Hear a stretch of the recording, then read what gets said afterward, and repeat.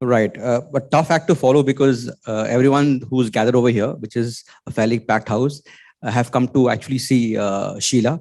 And that's how I'm going to call her also.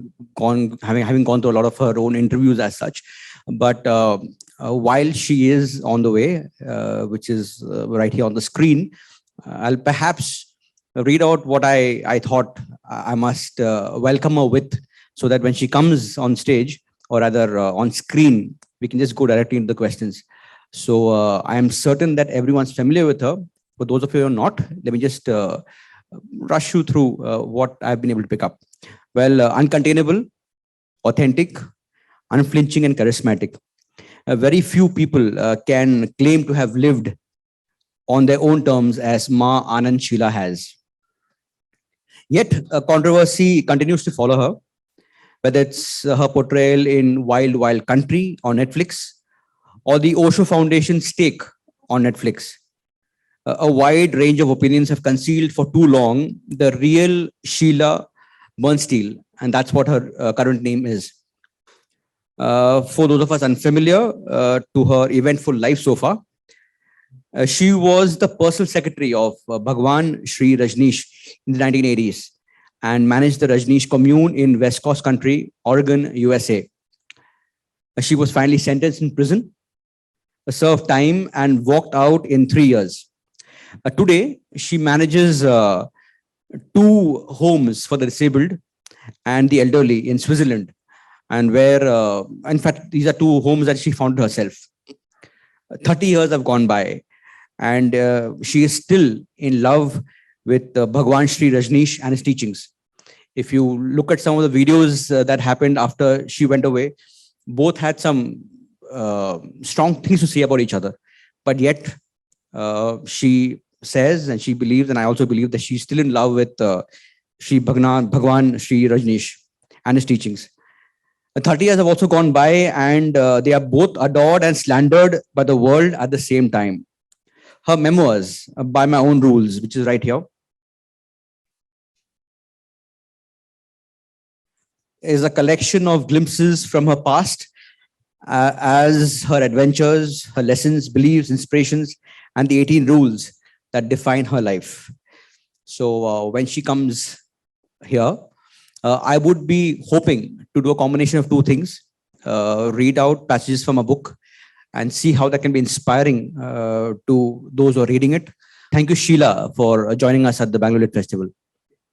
Thank you very much for inviting me.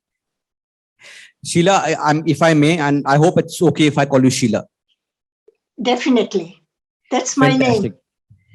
Brilliant. Sheela, I finished your book in one sitting, By My Own Rules, by Maan and Sheela. And the first question I really want to ask you is that you say in your book that your father made you aware of the massive ocean of energy that exists within you.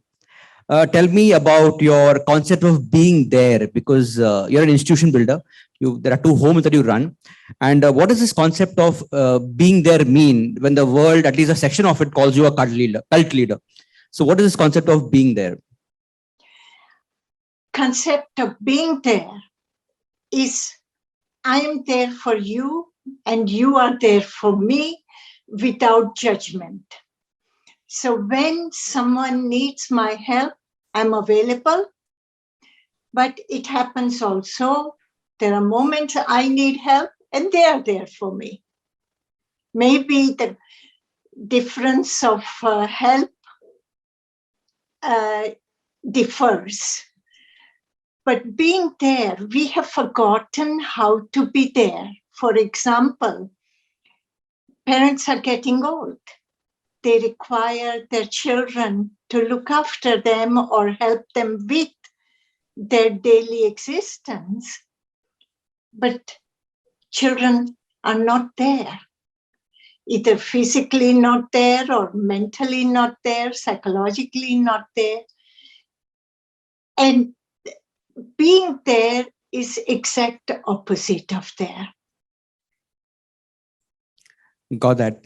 Sheela, I can't avoid this because there's an audience who wants to hear this from you. Your second rule is that everybody deserves a second chance. And I'm going to read this from your book itself. After the film, I often feel that the past is catching up with me. This time, however, in a different way. People are feeling and seeing the courage, determination, loyalty, and love in me. I am perceived to be beautiful. Believe me, it is a nice change from being considered the epitome of evil as I have been in popular narrative. What was the journey like? How did it all begin? With these two young individuals coming to you and saying, "We want to resurrect you," or "We want to bring you to life again." If you could just touch upon the journey. Okay. No, they didn't come and said, "We are going to change your lifestyle."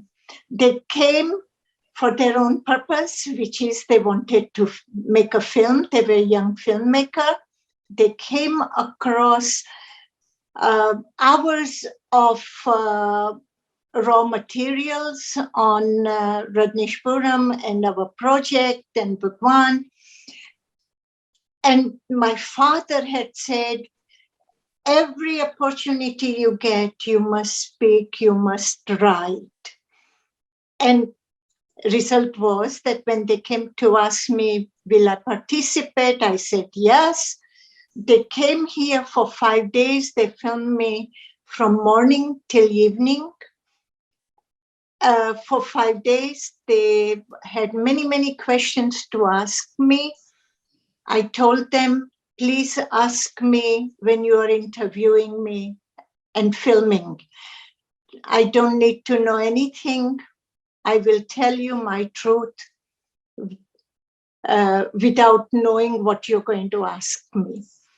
And that's how it happened. They asked me a question. My answers were spontaneous. My being was spontaneous as always. And we participated in it. My sister, who doesn't trust journalists, was angry. You can't be doing this. You know they are going to make a bad story on you again. And I said, it doesn't matter. It's their film. They can do what they want to do. And it turns out that they have provoked many positive situations for me. I agree. Completely agree. And that leads to my next question. Bhagwan Rajneesh, again, you write in your book, Sheela came, in fact, he called you Sheela. Sheela came to me like a blank sheet of paper. Nothing was written on her. She was open and empty and without any prejudice. Immediately, she understood me. She completely opened up to me. Sheela was perfect. She could repeat what I said to her. Now, Sheela, when you look back, you're an institution builder, as I already mentioned. You've built Matru Sadan and Bapu Sadan in memory of your father and your mom.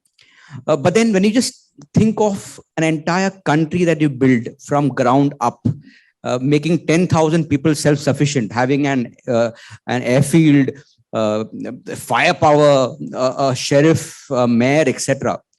When you look at it right now, are you in awe of, I remember your name was Ambalal Patel Sheela. How does Ambalal Patel Sheela see this? Or how does Ma Anand Sheela see this, that you are part of Oregon history? Well, it's a very important question. And I'm still baffled. Often people ask me and remind me, hey, you build a city there. First woman in the world to build a city. And I laugh. I say to them, hey, that was a dream. Don't believe it, But it is true. In reality, the dream became real, and reality is like a dream. The dream became real and the reality is like a dream. Brilliant. I mean, that's a definite takeaway. Sheela, I'll come to the part where you write, Bhagwan used every opportunity to train the consciousness and repeatedly created situations in which he tested the limits of our love and trust. Page 21. Your mother was dying and your dad made it little later. Before he could reach, your mother asked for a comb and she said, is this how I should look in front of your father? Clearly a lot of loyalty and love for the man in her life. Now, your guru, I mean, Bhagwan himself was accused of so many things, uh, being jealous, wiretapping, attempted to murder his doctor. You found yourself in prison for about 3 years. Yet you talk so lovingly of Bhagwan. Your house is full of big posters. So my question to you is that is loyalty that runs in your family? Is it something that needs to be emulated? Because there are a lot of young who are sitting in this audience over here. Or is it something which is very personal? That means this is my life. This is how I feel for this person, and not necessarily that it should be with everybody. What is your take there? Is it personal, or is it something to be imbibed? I think loyalty in every way one requires in life. It may be for some individual, it may be for the cause. Loyalty is commitment and commitment of love. You cannot reach higher than that. Some basic values in modern days have gotten lost, which fortunately remains with me in what parents had given in inheritance to me. And I request all young people, instead of blaming your parents, try to understand them. Try to feel them and understand their love also. And don't discard values of commitment and loyalty. But the love I feel for Bhagwan has only lots of that. Right. Sheela, again, connected to loyalty and commitment. That's clearly what you said. In your rule, which said, follow your dreams and make it come true. That's one of your rules that you mentioned. And Bhagwan felt that women were more intuitive. In his opinion, they were rooted in their hearts and therefore more capable and committed to their feelings and work. Before you became the chief of staff, there was Lakshmi who ran the commune. Then you, and then you were replaced by Ma Prema Hasya. Again, what was it that about him that he believed that at heart women are the ones who could run his actual empire? And what's your thought even now? And what that real message is to the women out here watching you? The women have intuition still functioning. And when you are connected intuitively towards someone from the heart, then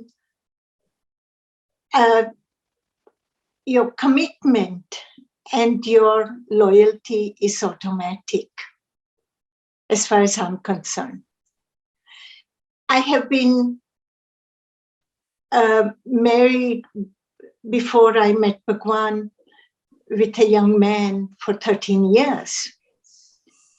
And we had the most beautiful relationship that I can say. And I have been married after Bhagwan also. While living with Bhagwan, I had my own private life, but it had nothing to do with any comparison, expectations. We were all just there. And that just being there for one another, which brings your first question, that is what I mean by being there. And Bhagwan is absolutely right. The women have mother instinct and they function differently. Right.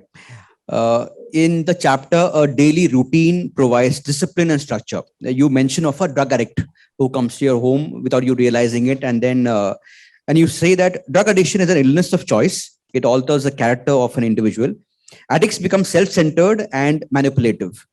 They have no respect or regard for others. They do not care for the environment and the space of others. Uh, Yet, is this a realization that came after you left the commune? Because from whatever we saw, read, etc., there was a lot of this happening in the commune and at Rajneeshpuram. So, is this something that you realized after you came out of it? Yeah, your views. When I was there, Ranishpuram didn't have drugs, except when I found out that Bhagwan's house had drugs.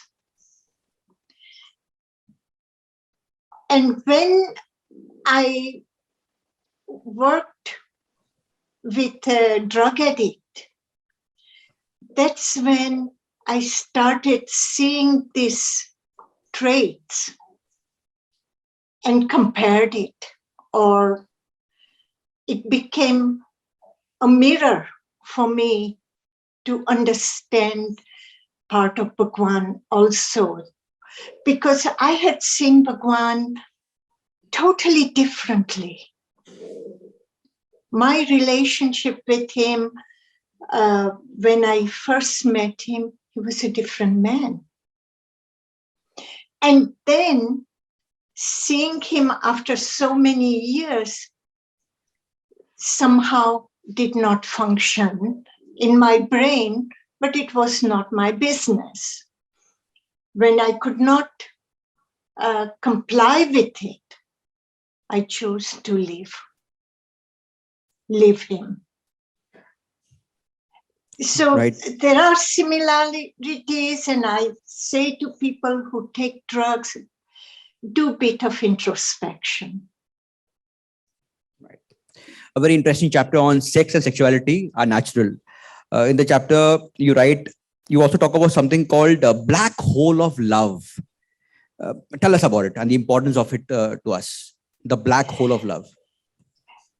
This black hole of love I see among my many patients, psychologically, mentally disturbed patients. And that again comes together with being there. We are missing someone being there. We are missing trust in people. But we are not understanding that love and trust go hand in hand. When you love someone, you trust them. When you are ready to trust, you are ready to walk with them. So this black hole that also is the root of isolation, then one starts pushing people away from oneself. And working with handicapped people, it is so, so important to let them feel, to be there, let them feel that I am there not to worry. And that feeling is what community needs, that we are being taken care of.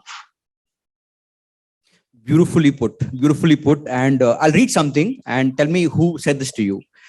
Meet young men of your age freely. Don't settle down and marry the first person you meet. Never allow aggression and disrespect in any situation from anybody, especially in matters of sex. Who gave you these precious advice? My own father. My own father, and I was shocked. Before that, nobody had ever spoken to me about sex and sexuality. And my father, looking at me and my sister who was with me, giving us this advice before our flying out the next day to US to study. It was such an important understanding that he had given me. And I offer this advice to everybody freely. Please don't be afraid of your own sexuality. Be honest with yourself about it and be honest with your environment. Sheila, it's my complete lack of luck that I only have the last question to ask you, because it's going to be two. But before I go, your one chapter says, accept the opportunities that come your way with an open mind. And you write that if I had not jumped into it, thinking of my security or education or husband or tradition, religion or any other situation, I would have missed life's jackpot. What is your parting message to those of us sitting over here? You all can win the same jackpot. Don't miss an opportunity because of fears of the world. What world will say and how will I survive in the world? Learn to survive, learn to swim in any waters.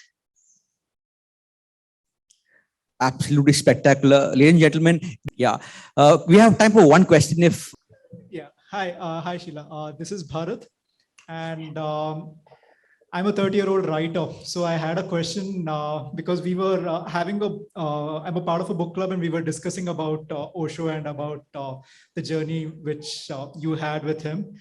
And one question which kept coming up when we were discussing was how, even which today also came up, was how spontaneity and how living through emotions or through feelings is something which Osho professed a lot. But a lot of us had this question that even that comes from an intellectual place, right? So that is also intellectualized, that is also framed. There is a framework within which everyone subscribes and decides to live through spirituality. So how do you, how can one subscribe to be free of an intellectual way of going about life and living through the moment and being spiritual when even that comes in the same way? Sheila? Yes, I can give you example of the book that we are talking, By My Own Rules. By My Own Rules came in heart where I began writing it. I had broken my backbone, my vertebra, 2 fractures, and it comes to me that I must write again. And without thinking about my back, I sat at my desk every morning, 5:30, until my patient starts coming and sitting near me. I wrote.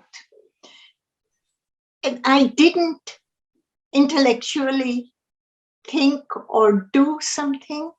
I simply sat in front of my screen and keyboard and let my finger move.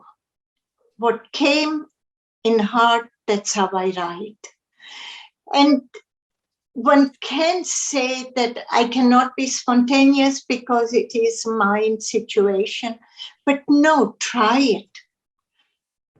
Without giving excuses, try once to be spontaneous. Yeah, it's a risk, but life itself is a risk also. We don't know when we will go from this earth. Take the risk. And you will see it is so enjoyable. And without expectations. Thank you, Sheila, and God bless. Thank you. May I apologize for time calculation mistake. And I appear a bit late. But you covered a lot, Sheila, and we thank you for it. Thank you. Thank you. And thank you, viewers. I hope you all enjoy By My Own Rules.